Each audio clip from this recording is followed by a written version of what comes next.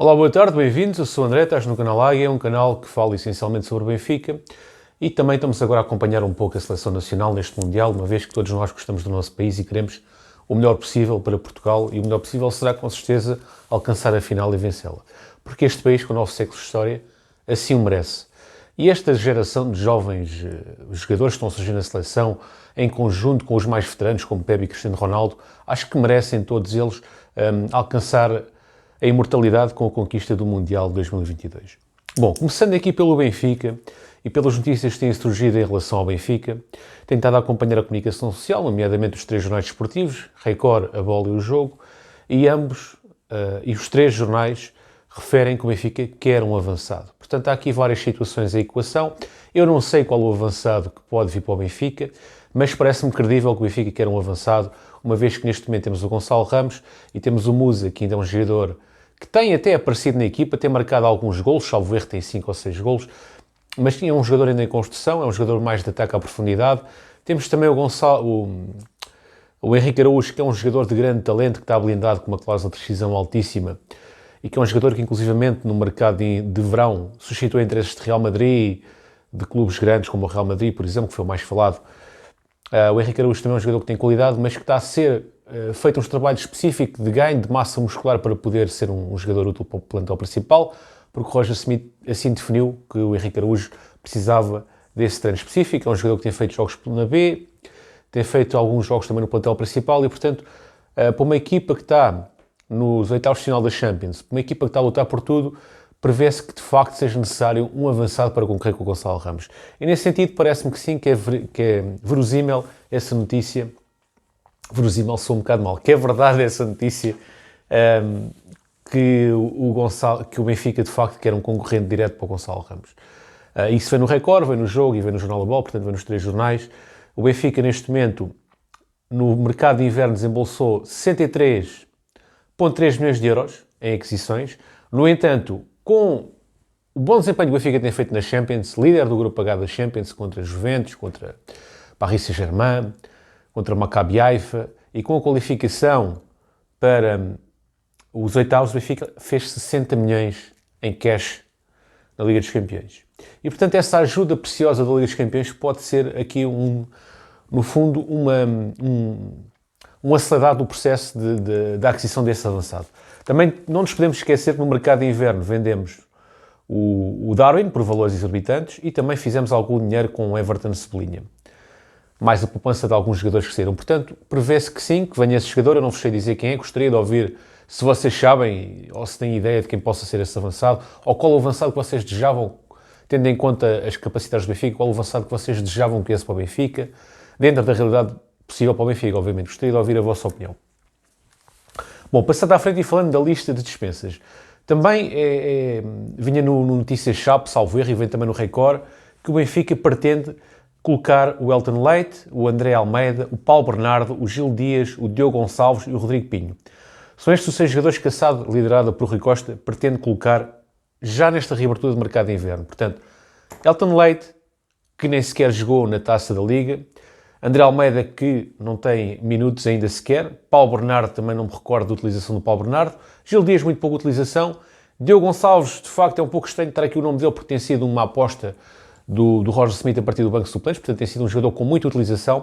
Uma vez que o Diogo Gonçalves aparece aqui nesta lista de dispensáveis, a ser verdade esta notícia do Record e do Sapo, a ser verdade, para mim isto significa que o Benfica está na cena da aquisição de um extremo, esta eventual saída do Diogo Gonçalves, e Rodrigo Pinho. Portanto, destes 6 jogadores, o único que eu discordo aqui desta lista é o Diogo Gonçalves, a não ser, claro, que o Benfica já tenha um extremo para adquirir.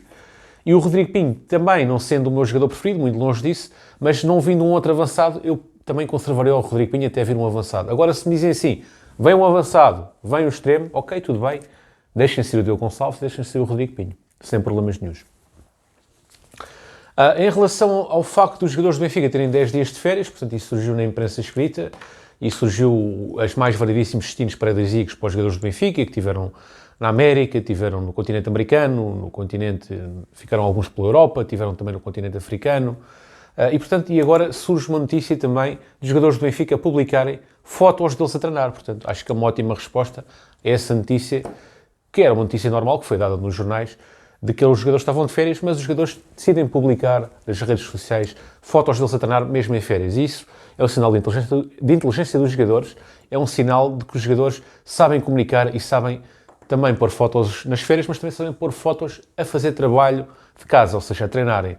Isso é positivo, nomeadamente o Chiquinho e o Elton Leite colocaram fotos nas redes sociais em que eles aparecem a treinar. Chiquinho é um jogador que teve titularidade nos jogos contra o Estrela da Amadora e Penafiel para a Taça da Liga. Isto porquê? Porque o Enzo está fora, na seleção, e o Chiquinho, no meu entender, tem entrado bem, tem jogado bem naquela função de meio campo. O Chiquinho, recordo na altura, quando foi contratado, até foi comparado ao Pizzi, diziam que era um novo Pizzi, era um jogador mais de meio campo do que propriamente um atacante. E o Chiquinho, acho que ali naquela posição de 8 até teve bem, é verdade, contra equipas de menor expressão, mas no meu entender teve bem. Chiquinho, que nem sequer aparece aqui nesta lista que o Record publicou de eventuais saídas agora na reabertura do mercado. Não sei se por lapso deles ou porque consideram mesmo que o Chiquinho faz parte do plantel.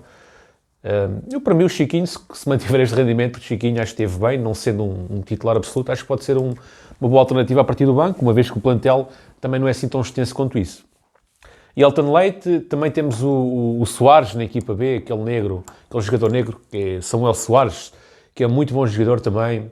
Temos o André Gomes, que é muito bom jogador. Portanto, temos ali jovens na B e no Sub-23 que podem nos dar garantias, mesmo com a saída do Elton Leite, embora o Elton Leite seja um jogador que tem alguma qualidade, e eu pessoalmente previa que ele tivesse mais utilização, uma vez que ele na pré-época teve muita participação. É verdade que o Vlaco Dimos esteve fora durante a primeira fase da pré-época, mas mesmo quando o Vlaco Dimos voltou, ele e o Elton Leite rodavam nos jogos pré-época. Portanto, eu previa que o Elton Leite durante esta temporada tivesse mais rotação, mas de facto não teve. E, portanto, admite a sua saída, porque parece que até foi um pedido, não tenho a certeza, mas parece que, segundo a comunicação social, foi um pedido do próprio Elton Leite à procura do novo clube. Bom, o Roger Smith também deu uma entrevista ao B-Play, a falar daquilo que tem sido o seu trajeto no Benfica, e eu vou tentar resumir da forma mais fiel possível, mas peço desculpa desde já se me enganarem alguma coisa, mas vou tentar reproduzir da forma mais fiel possível aquilo que o Roger Smith disse. Basicamente, o alemão falou da pré-época e falou que foi essencial a pré-época para aquilo que tem sido o Benfica este ano. Ele falou-nos que durante a pré-época é a altura certa para moldar os jogadores e para treinar os jogadores. Depois, durante o campeonato, como tem jogos 3 em 3 dias, é difícil trabalhar, digamos, os mecanismos essenciais do jogo. Ele não disse por estas palavras, são minhas palavras, mas eu estou a fazer aqui um resumo daquilo que o Roger Smith disse. Ele disse também que tenta adaptar-se àquilo que encontra nos clubes, ou seja, tenta-se adaptar à realidade do clube, à realidade dos jogadores, e tenta também pôr um pouco de si, mas também absorver aquilo que os outros têm-lhe para dizer, os outros que já estão no clube têm-lhe para dizer, ou seja, ele percebeu que o Benfica era um clube ofensivo e manteve essa ideia. Ele percebeu que os jogadores do Benfica gostam de jogar em termos ofensivos, e a ideia que eu fico é que ele próprio perguntou aos jogadores qual a posição que eles gostariam de jogar.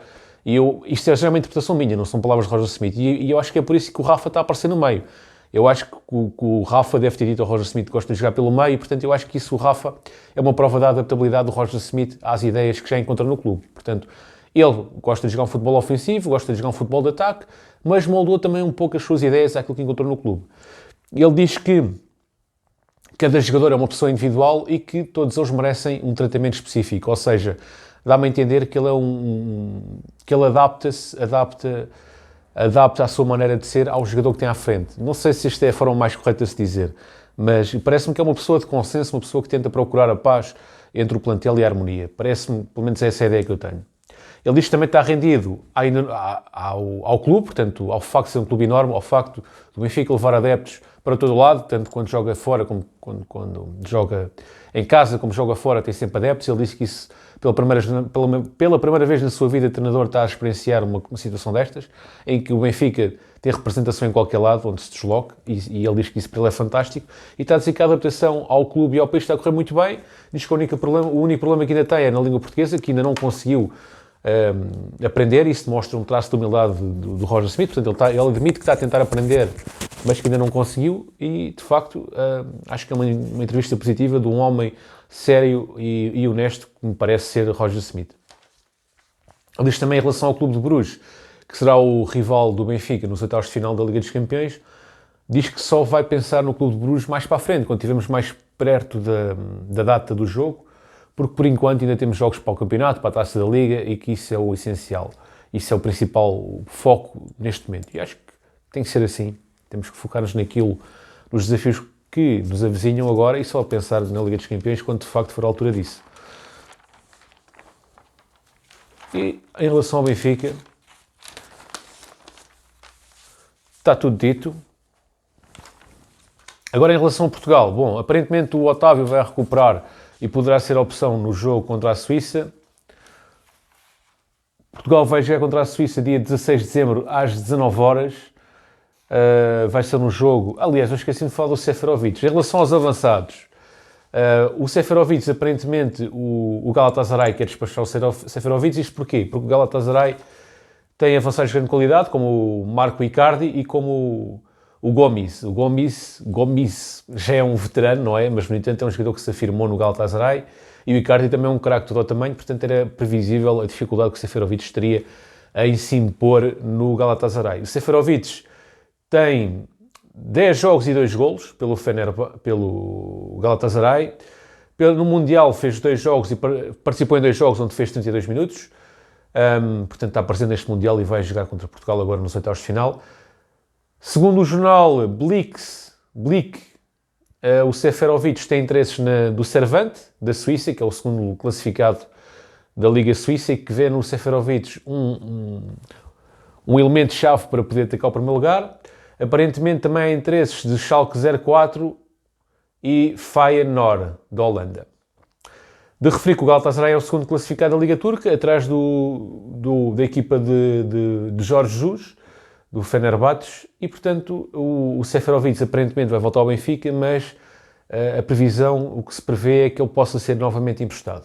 Vamos ver o que é que dá. O Seferovic é um jogador que eu pessoalmente gosto, acho que tem qualidade, e caso não se contrate ninguém, caso não se consiga contratar ninguém, acho que poderá fazer parte do plantel. Esta é a minha opinião. Em relação também ao Enzo Fernandes, esqueci-me de referir, surgiu uma notícia no El Nacional que o Real Madrid queria contratar o Enzo Fernandes, mas não queria pagar a cláusula de rescisão, e então o negócio poderia-se fazer-se por 70 milhões, mais o passe do Renier, que foi aquele jovem jogador que o Benfica teve interessado no mercado de inverno e que está avaliado em 30 milhões. Também há uma notícia na imprensa argentina que refere que o Otamendi pode sair do Benfica, uma vez que tem final de contrato, e que existem vários clubes interessados. Não me parece que ele saia antes do... Acho que se ele sair será mesmo só no final do contrato, também da época não me parece crível. E o Grimaldo, irem aspas. O Grimaldo também, é verdade, não renovou, mas sair será apenas no final da época, no meu entender, e nunca a meio de uma época. Em relação à seleção, agora sim, o Otávio aparentemente vai regressar contra a Suíça, vai voltar ao lote de disponíveis. Os laterais destros parece que agradou ao Fernando Santos, nomeadamente o João Cancelo e o Dalot, portanto o Rafael Guerreiro ficará no banco e o Nuno Mendes está lesionado. O Bruno Fernandes vai voltar à equipa, portanto vamos voltar a ter a equipa tipo de Portugal, com esta diferença que em vez do Rafael Guerreiro teremos o João Cancelo na esquerda e o Dalot na direita. Esta é a minha previsão, obviamente não sei se de facto será assim. Depois teremos o Pepe e o Ruben Dias, e a equipa, pronto, será aquela que tem sido utilizada, com o Bruno Fernandes, o Bernardo Silva, o Otávio, há aqui a dúvida, com o Cristiano Ronaldo na frente. O Horta não me parece que repita a titularidade, portanto, basicamente, vamos voltar à equipa que tivemos nas primeiras jornadas do Mundial, para não estar aqui a alongar muito o vídeo também. A dizer-vos que Portugal, mais uma vez vou-vos dizer, Portugal vai chegar contra a Suíça no dia 6 de dezembro às 19 horas, e depois, caso passe a Suíça, irá encontrar Marrocos ou Espanha nos quartos de final. Portanto, se calhar a Espanha vai ser complicado. No entanto, os hermanos têm que levar na boca e perder, obviamente, não é? Como têm perdido ao longo da história com Portugal, na Batalha de Aljubarrota, na restauração portuguesa. Portanto, eles sempre levaram na boca de Portugal e têm que continuar a levar na boca, obviamente, de sentido figurado e a brincar, agora no futebol também. Bom, de referir que o melhor marcador do Mundial até o momento é Messi com 3 golos, Valência, Rashford, e mais uns quantos, Mbappé, Morata, todos eles com 3 golos. De Portugal, o melhor marcador é Bruno Fernandes com 2 golos. Pessoal, forte abraço, se neste vídeo, deixem gosto, até uma próxima, fiquem bem, viva Portugal, viva o Benfica.